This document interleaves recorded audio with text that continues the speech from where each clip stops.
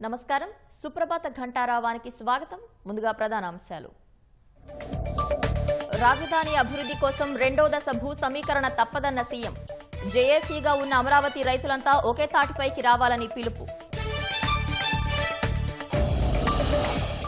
వైకుంఠ ఏకాదశి దర్శనాలకు పటిష్ట ఏర్పాట్లు చేయాలన్న చంద్రబాబు టీటీడీ వైభవాన్ని ప్రపంచం నలువైపులా చాటాలని సూచన కొత్త జిల్లాలు 5 రెవెన్యూ డివిజన్ల ఏర్పాటుపై కీలక ముందడుగు మార్పులు చేర్పులపై ప్రిలిమినరీ నోటిఫికేషన్లు విడుదల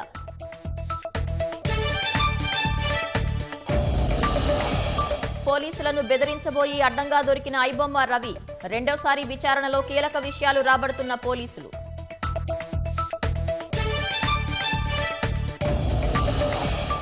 నేడు ప్రపంచంలోనే ఎత్తైన శ్రీరాముడి విగ్రహావిష్కరణ గోవాలో ప్రారంభించనున్న ప్రధాని మోదీ